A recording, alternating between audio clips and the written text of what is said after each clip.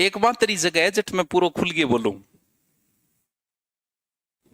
हाँ only class, बाकी जगह मैं अनकंफर्ट रहता हूं, इसलिए मैं कभी जाता ही नहीं कहीं। ब्याह शादी में भी कौन जाऊं, प्रोग्राम बहुत कम, एकदम कंठा फंस गया नहीं कि यहाँ जाना पड़ेगा, अनकंफर्ट रूम है बाकी। क्योंकि जब आप अपना रियल चेहरा छुपाओगे ना, उसी दिन आप दुखी हो जाओगे, सीधा सा प्रकृति का नियम। आपको मास्टर सबसे ज्यादा दुखी मिलेगा, इतने पुलिस वाले नहीं होते, क्योंकि जो रियल चेहरा है उसे छुपाना पड़ेगा। मान लो कि मास्टर पुड़िया खा रहे तो बिन लुक के खाना पड़ेगा। अब मास्टर दारू पी रहे ब्याह में गणाई सारा पीन लाग रहे, अपने मास्टर जी की कहानी देखे बैठे बेचारे क्या करे, अंदर तो कुछ और चल रहा है। लेकिन मास्टर आदमी को समाज में आदर्शवादी रहना पड़ता है। आपने देखा होगा यहाँ की बड़ी आदर्शवादी बातें होती है, आप पहले पढ़ के आए वो भी बड़े आदर्शवादी बातें करते होंगे, जबकि रियलिटी कुछ अलग होती है, बनना हमें कुछ और पड़ रहा है। जबकि इतना आदर्श मैंने पुलिस में नहीं देखा। पुलिस रसीदी कह दे जो कहनी है, गुरु जी अरे गुरु जी यार देख लिया गुरु जी, मैंने सीधा बोल देते हैं, दोगला चेहरा नहीं है, जो है वो है। जबकि आदर्शवादी तो उन्हें भी बढ़ना चाहिए भाई, वो भी तो समाज में आदर्शवादी, उन्हें भी बनना, लेकिन कौन बना? हमें आदर्शवादी ज्यादा बनना पड़ता है, इसलिए हम अनकंफर्ट हो जाते हैं। जब आप कभी रिश्तेदारी में जाओगे ना, तब आपको लगेगा जल्दी सी गैल छुटाई बात जाओ हटो। क्यों? क्योंकि वहां आपको दूसरा चेहरा लाना पड़ता है। अब दूसरा चेहरा आदमी कितनी देर रखे, दोस्तों में बैठ के कोई टेंशन नहीं है, 5 घंटा बैठा रहो, क्यों? क्योंकि वहां असली चेहरा है, कोई जा रही है, जो बोलना है बोलना है। लेकिन रिश्तेदारी में गए तो नाड़ ही नक्कर रखेगा शरीफ ज्यादा, मन में ये कि देख लूं, देख क्या लूं, क्योंकि यहां मुझे आदर्शवादी बनना है। अब जब भी कभी आप देखना ऐसी सिचुएशन में आओगे, आप स्वयं दुखी हो जाओ, क्योंकि आपको दूसरा चेहरा सामने लाना पड़ रहा है। मन देखने का कर रहा है।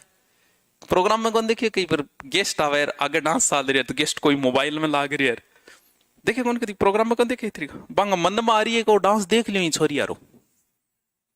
लेकिन समाज के सामने हमें क्या बनना है, तो वो वहां बैठे बैठे ही दुखी हो जाता है, क्योंकि वहां उसी दोगला सामने बैठे अदर ही दुखी कोई नहीं, मजा ले रहे डांस का पूरा आनंद ले रहे हैं, वो दुखी नहीं है। तो दूसरा चेहरा रखना पड़ता है कई बार। जाई पका बड़े बोले महाराज ताबर दो यार, हो जाओ टेंशन ना ले, सारी तो मैं बताऊंगा नहीं, बाद में बताऊंगा। तो सलीम चिश्ती के आशीर्वाद हुई, सलीम चिश्ती के यहीं 1569 अकबर के पुत्र का जन्म। अकबर बोले ओ टाबरियो तो मन कुण दिए, आए दिए तो मैं नाम ही के रखूंगा, सलीम रखूंगा। और यही आगे जाके बादशाह बना था, किस नाम से? जहांगीर नाम से। और अकबर ने फतेहपुर सीकरी को राजधानी भी बनाई थी 1572 में।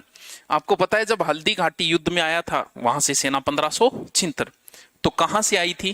फतेहपुर सीकरी से। उस समय अकबर की राजधानी क्या थी? फतेहपुर। सलीम चिश्ती के सम्मान में ही अकबर ने एक प्रकार से फतेहपुर सीकरी को राजधानी भी बनाई थी, क्योंकि बंग आशीर्वाद के हुए अकबर गए टाबरियो। ठीक है, ठीक है, ये याद रह जासी। अब भाई पहला विवाह है।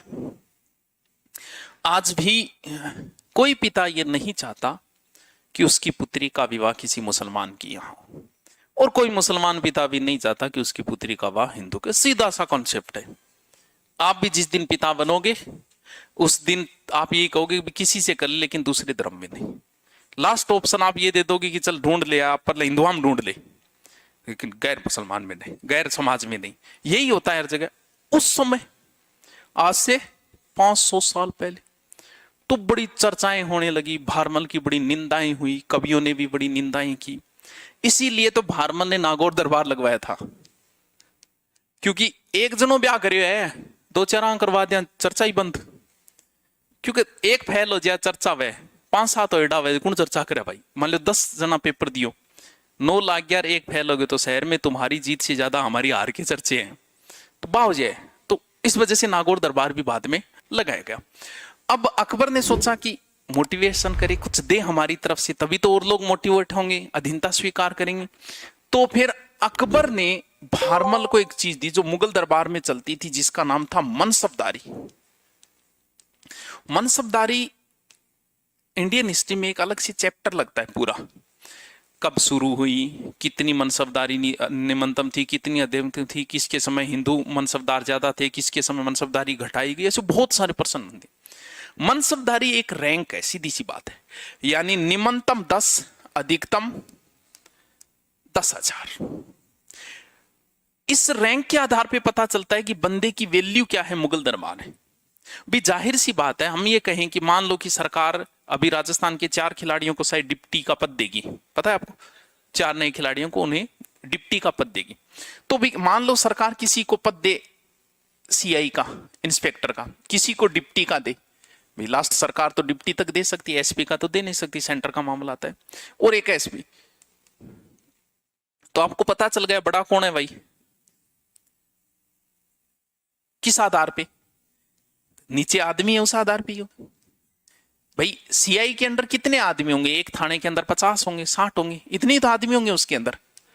डीएसपी के अंदर मान लो 3 थाने आते, 150 मान लो, लेकिन एसपी के अंदर तो पूरा जिला आता है, 2000 कांस्टेबल है, एक जिले में लगभग 2000 कांस्टेबल होते हैं।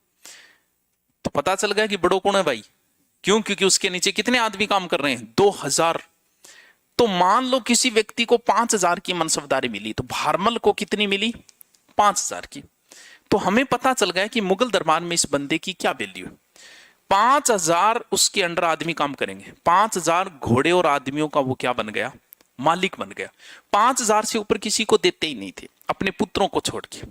मुगल दरबार में 7000 की मनसबदारी वाला पहला आदमी मानसिंह था। मुगल दरबार में 2 ही व्यक्तियों को 7000 की सर्वाधिक मनसबदारी थी, सॉरी मुगल दरबार नहीं, अकबर के दरबार में, एक तो मानसिंह, एक मिर्जा अजीज कोका। तो भारमल भी राजस्थान का क्या है, पहला मनसबदार। वैसे मनसबदारी प्रथा 1575 में शुरू हुई थी, 74 में भारमल की मृत्यु हो गई थी। तो कुछ इतिहासकार ये मानते हैं कि राजस्थान का पहला मनसबदार भारमल का पुत्र कौन है, भारमल को पोतो है मानसिंह, तो भगवंत दास है, याद रह जैसी के थोड़ा अटका के रख लीजिए थोड़ा बहुत। मान लो कि अकबर आमेर आए, ससुराल है, बादशाह आएंगे, अब वो भाई बादशाह है, ये थोड़ी अगड़ी चटाई बिछा के नमाज पढ़ने लाई जो, वो तो हम गरीबों के लिए, वो तो बादशाह है भाई। आज भी अगर ऐसी घोषणा हो जाए ना आज अचानक कि फलानी तारीख को तारानगर में राष्ट्रपति आएगा, तुरंत कलेक्टर आदेश जारी करेगा कि कौन कौन से रास्ते से आएगा। जो रास्ता है अगर वहां सड़क खराब है तो तुरंत नई बनाई जाए, रातों रात सड़कें बन जाती है, रातों रात नई सड़क। आज भी वो मुगल बादशाह अकबर, अकबर जब आमेर आएगा तो उसके लिए स्पेशल मस्जिद बनाई गई भारमल द्वारा, जामा मस्जिद। कहा, आमेर के अंदर। एक आमेर में छोटा सा एक कस्बा बसाया था इसने, लवाण, ठीक है क्या।